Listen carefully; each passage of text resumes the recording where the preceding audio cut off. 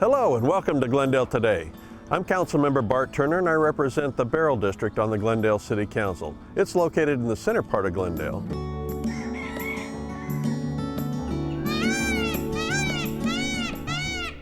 And Sahuaro Ranch Park, where we are today, is just one of the great centerpieces of not only our district, but of our whole park system here in Glendale.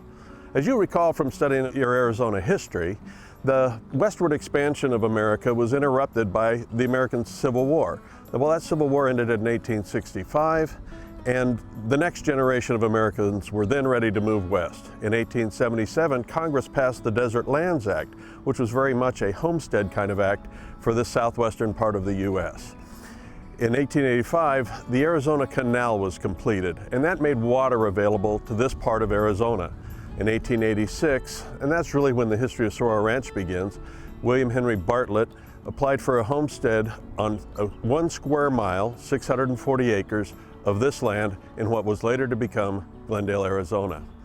Now, William Bartlett was a young man. He was only 36 years old when he applied for this patent on the land out here, and he and his ranch manager built Sahuaro Ranch into a large and well-diversified farm that produced dried and fresh fruit, olives, nuts, and it also had livestock.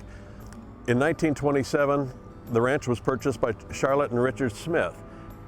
Mr. Smith and his son, Richard Jr., expanded the citrus groves and started a dairy. After the Second World War, the younger Mr. Smith took over management of the ranch, modernized its operations, and began breeding thoroughbred horses here as well. In the 1960s, the Smith family sold off a large portion of the ranch to the Glendale Community College District, and that became Glendale Community College. Later in the 60s, they sold off more land for development, and in 1977, they sold off the final part of the major holdings here at the ranch. At the same time, while this was going on, the city of Glendale, under the direction of Mayor Max Class, had been applying to the federal government to get a grant to buy the property, the remaining property, for a park here at Sahuaro Ranch.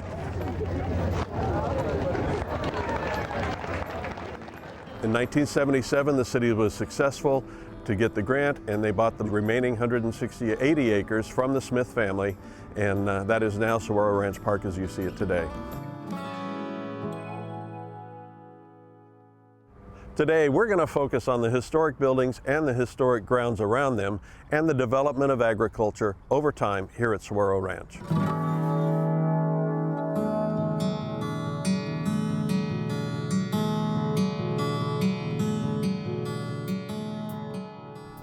In order for the homesteaders to prove up on their claim, they had to do three things. They had to build a building, bring water to the land, and plant crops.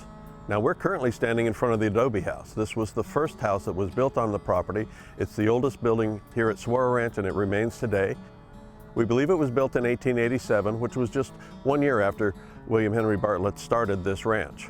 The house originally was the residence of the foreman and the few ranch hands that were here to get things started. And later the main house was remodeled to serve as a ranch office, and then eventually became the family's home when the family came out.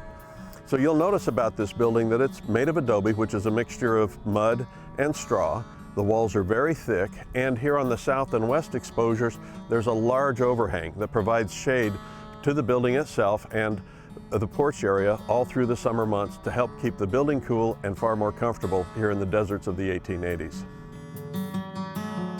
As we all can imagine, life on a working ranch in the 1880s in Arizona was pretty hard work, but there was time for some relaxation and enjoying the company of friends and family and having a little bit of a watermelon bust too.